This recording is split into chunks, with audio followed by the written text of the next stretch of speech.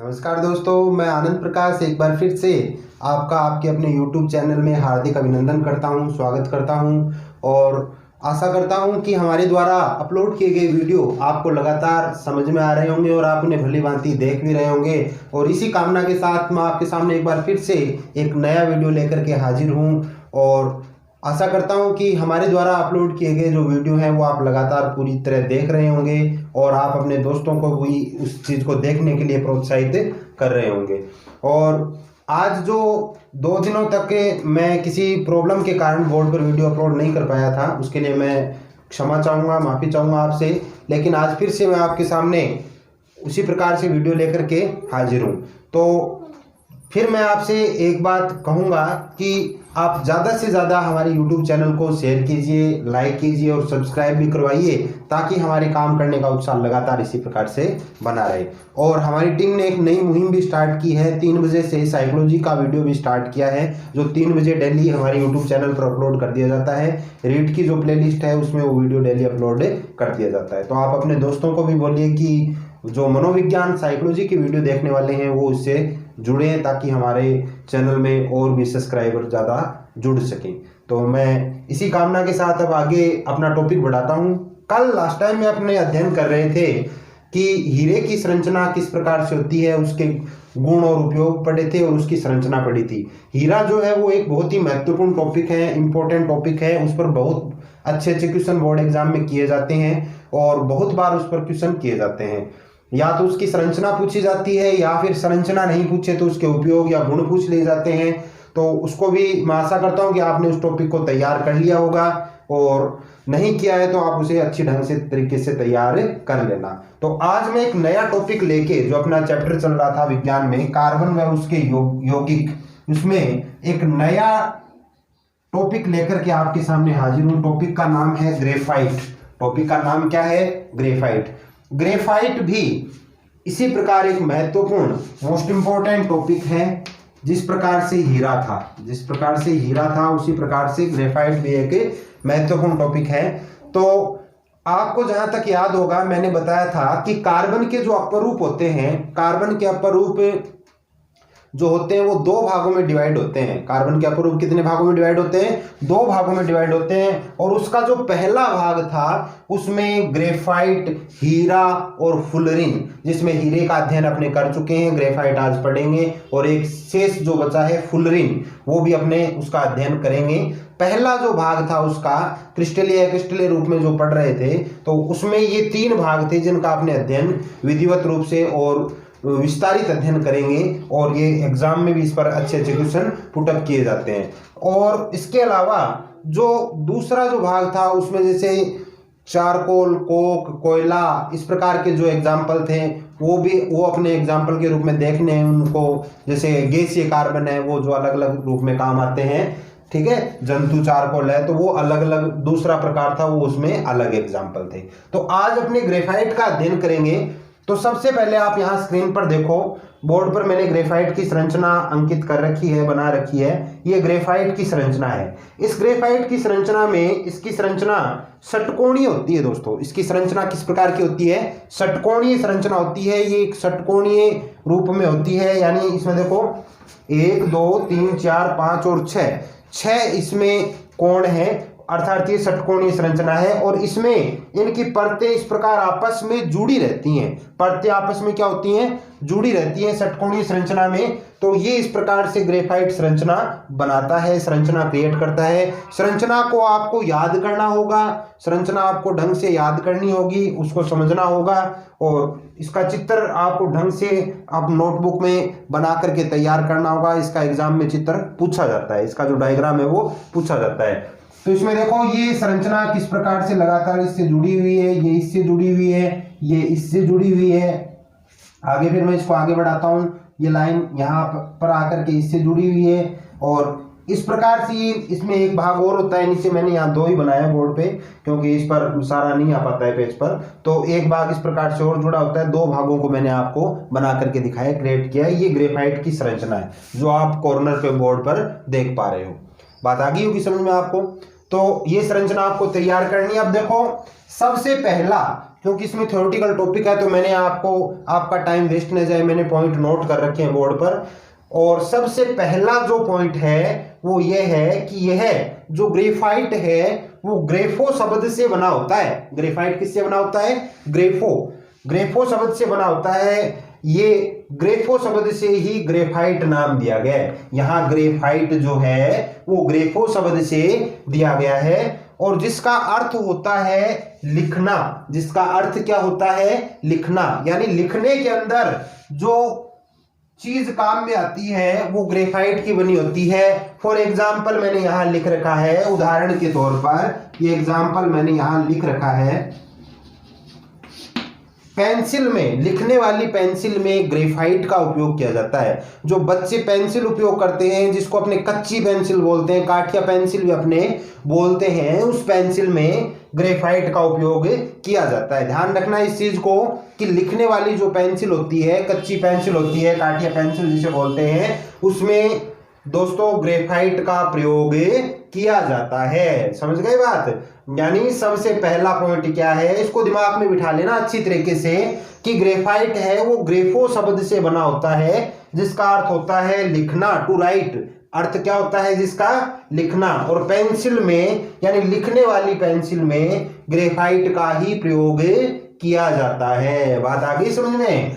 अब इसका दूसरा पॉइंट देखो, इसमें विशेष बात क्या है, इसमें कार्बन का प्रत्येक परमाणु, इसमें कार्बन का प्रत्येक परमाणु कार्बन के, मैंने शॉर्ट में लिखा है कार्बन को यहां सी से डिनोट किया है, कार्बन का प्रत्येक परमाणु कार्बन के 3 अन्य परमाणुओं के साथ, कार्बन के 3 अन्य परमाणुओं के साथ एक ही तल में बंद बनाते हुए, एक ही तल में बंद बनाते हुए षटकोणीय वलय संरचना बनाते हैं। एक ही तल में बंद बनाते हुए, ये जो बंद बना रहे हैं ये लाइनें मैंने दिखाई है, ये बंद है। आपको याद होगा आपने आईयूपीएससी पढ़ी थी, आईयूपीएससी का अध्ययन किया था, उसमें बंद क्या होते हैं? सिंगल बॉन्ड होते हैं, डबल बॉन्ड होते हैं, जिसे सिंगल बॉन्ड को एकल बंद, डबल बॉन्ड को द्विबंध, ट्रिपल बॉन्ड होते हैं जिसे त्रिबंध कहा जाता है।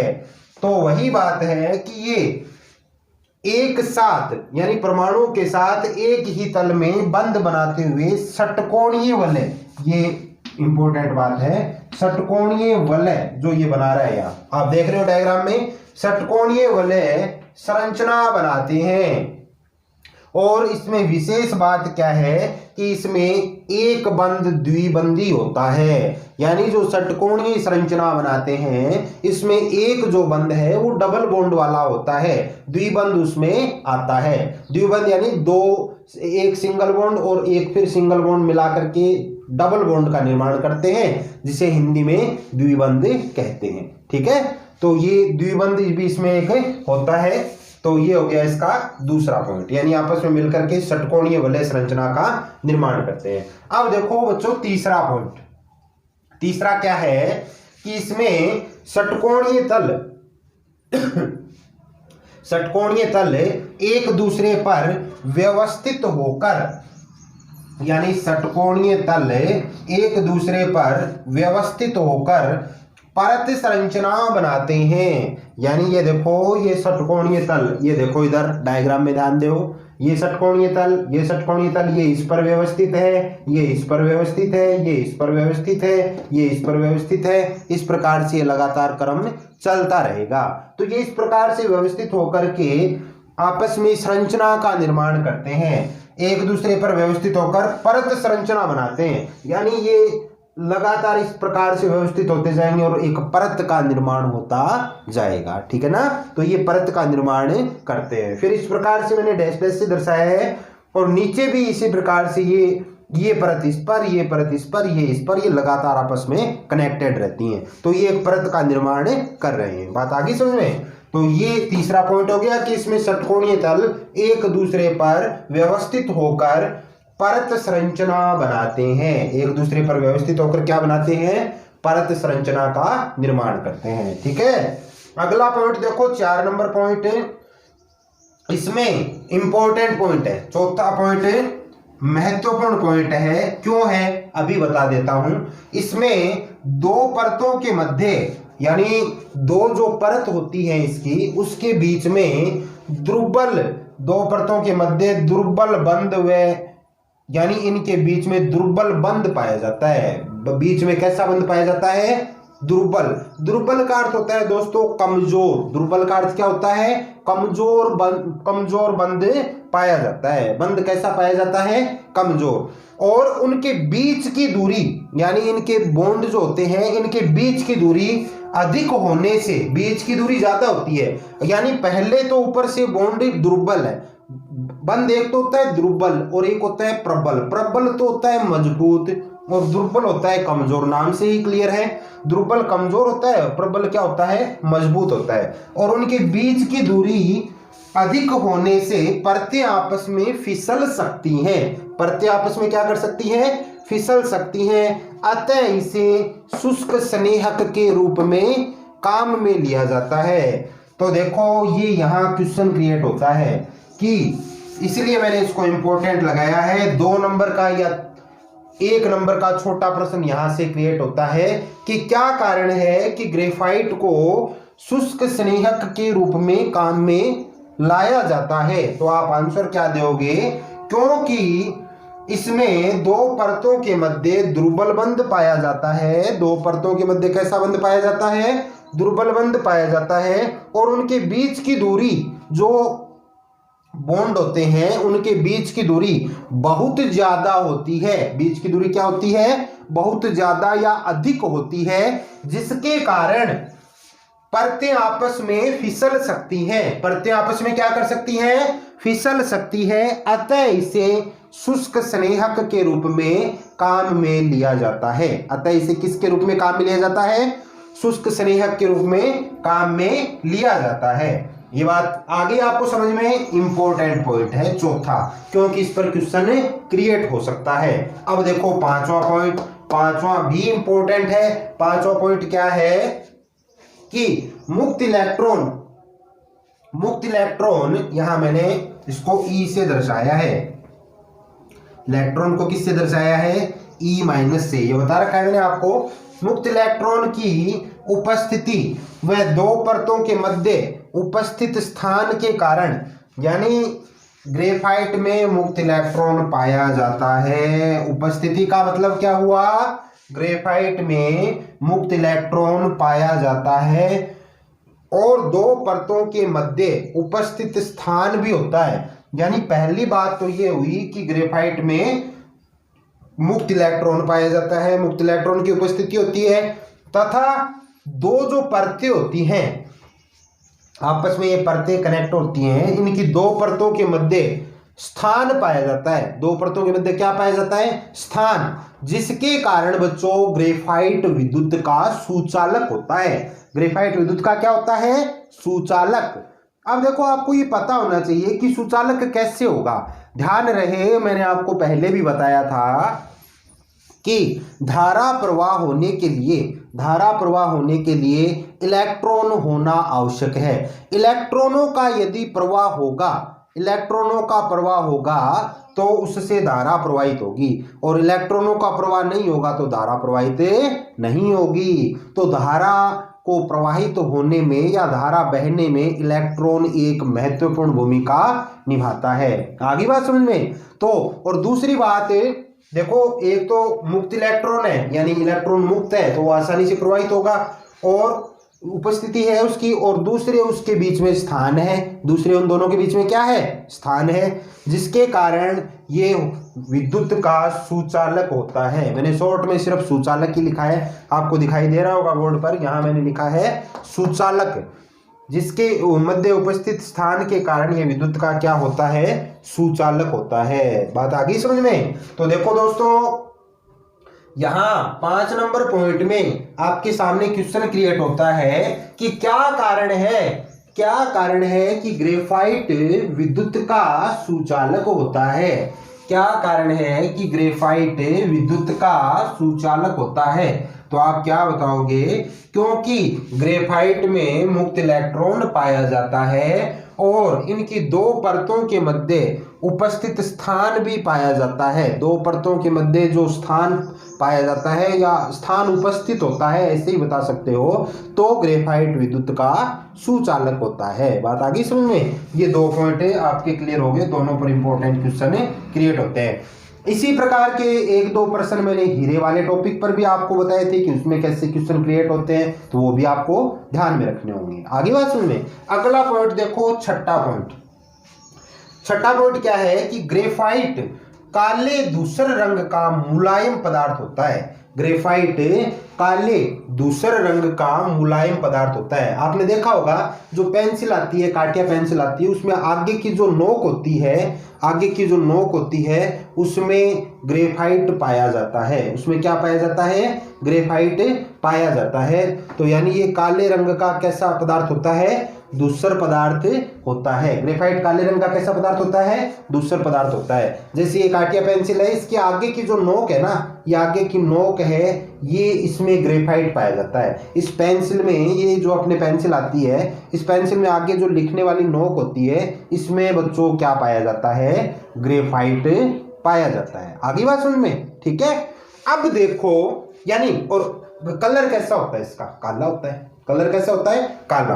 तो ये काले रंग का धूसर, काले रंग का धूसर यानी थोड़ा मटमैला कलर, यानी ब्लैक ब्लैक, पूरा ब्लैक भी नहीं होता, इसलिए इसका नाम धूसर है। और धूसर इसलिए भी है क्योंकि इसको जब छीलते हैं तो बार बार टूट जाता है, यानी इतना कठोर नहीं होता, सॉलिड नहीं होता। ठीक है ना? तो काले धूसर रंग का मुलायम पदार्थ, चिकना भी होता है। कैसा होता है? चिकना होता है। तो मुलायम पदार्थ होता है। आगे बात समझ में? ठीक है। अब देखो अगला पॉइंट, इसके साथ साथ यह ग्रेफाइट चमकीला भी होता है। ग्रेफाइट कैसा होता है? चमकीला होता है। जो इस पेंसिल में पाया जाता है वो ग्रेफाइट कैसा होता है? चमकीला होता है। ठीक है ना? और लास्ट पॉइंट है कि ग्रेफाइट चिकना, यानी चिकना भी होता है ये, और फिसलनशील पदार्थ भी होता है। यानी ग्रेफाइट चिकना होता है और फिसलनशील पदार्थ भी होता है। बात आ गई ना समझ में? तो ये जो मैंने यहाँ पर आपके सामने पॉइंट नोट किए, ये टोटल 7 पॉइंट है। और इस पॉइंट को वैसे मैंने एक साथ लिख दिया, मतलब 8-9 पॉइंट हो गए। ये चमकीला होता है और फिसलनशील और चिकना हो गया। इस प्रकार से आप इसको बढ़ा करके 8-9 पॉइंट में लिख सकते हो। तो ये पॉइंट हो गए इसके 8 पॉइंट, 7-8 पॉइंट। इसको आपको यहाँ 7 लिखे मैंने, आपको अच्छे ढंग से तैयार करना है, याद करना है। अब अपने आगे देखते हैं इसके बाद में। तो देखो अब अपने ग्रेफाइट के उपयोग करते हैं। अब क्या करते हैं? ग्रेफाइट के उपयोग जो मैंने यहाँ नोट करके रखे हैं, टाइम कम लगे इसके लिए। तो ग्रेफाइट का उपयोग बच्चों, पहला जो उपयोग है इसका वो होता है पेंसिल बनाने में। पहला उपयोग क्या होता है? पेंसिल बनाने में, जो अभी मैंने आपको समझाया था, काटिया पेंसिल बनाने में ग्रेफाइट का उपयोग किया जाता है। अगला उपयोग है ग्रेफाइट का उपयोग शुष्क स्नेहक के रूप में भी होता है। ग्रेफाइट का उपयोग किसके रूप में होता है? शुष्क स्नेहक के रूप में भी ग्रेफाइट का उपयोग किया जाता है। ठीक है ना? और जो अभी पीछे भी आया था उसमें क्वेश्चन। और तीसरा है इलेक्ट्रोड बनाने में। इलेक्ट्रोड जो बनाए जाते हैं, जैसे आपने नाम सुना होगा कैथोड, एनोड जो होते हैं ना, तो इलेक्ट्रोड बनाने में ग्रेफाइट का प्रयोग किया जाता है। और अगला है लोहे की वस्तुओं पर पॉलिश करने में। लोहे की जो वस्तु होती है आयरन की, उस पर पॉलिश करने में ग्रेफाइट का उपयोग किया जाता है। ठीक है ना? और पांचवा जो है लास्ट इसका उपयोग, वो है नाभिकीय परमाणु भट्टी में मंदक के रूप में। नाभिक के परमाणु भट्टी जो होती है, यानी परमाणु भट्टी होती है नाभिक की, जो उसमें मंदक के रूप में, मंदक की छड़ें डाली जाती हैं। उसमें क्या डाली जाती है? मंदक की छड़ें। जैसे पेंसिल होती है उस प्रकार मंदक की छड़ें डाली जाती हैं, तो उसके रूप में भी ग्रेफाइट का उपयोग किया जाता है। नाभिकीय भट्टी में ये काम होता है, तो उसमें ग्रेफाइट का उपयोग किया जाता है। तो वो ग्रेफाइट पढ़ा और ये ग्रेफाइट के उपयोग पढ़े, तो इनको आपको ढंग से तैयार करना है, याद करना है। कहाँ कहाँ पर इसका उपयोग होता है, संरचना मैंने आपके सामने बनाई रखी है और ये उपयोग आपको तैयार करने हैं। ठीक है ना? तो आज के वीडियो में इतना ही, एक टॉपिक कंप्लीट हो गया। इसी के साथ मैं आपसे विदा चाहूँगा और वही आपसे अपील करूँगा कि हमारे चैनल को ज़्यादा से ज़्यादा शेयर कीजिए बच्चों, ज़्यादा से ज़्यादा सब्सक्राइब भी करवाइए, ताकि हमारे काम करने का उत्साह लगातार बना रहे। और वीडियो पसंद आए तो उसे लाइक भी कीजिए। और साइकोलॉजी का वीडियो भी हमने 3 बजे अपलोड करती है हमारी टीम, हमने स्टार्ट किया है अभी से। जो रीट की तैयारी करने वाले हैं तो उन तक उसको ज़्यादा से ज़्यादा पहुंचाएं। और ये चीज़ें आप ढंग से तैयार करें। यूपीएससी हमने पहले पढ़ी है, उसको भी अच्छे ढंग से एग्जाम्पल के साथ आप तैयार करना, ताकि आपको कॉन्फिडेंस और बढ़े। इसी के साथ मैं आपसे विदा चाहता हूँ। जय हिंद, जय भारत।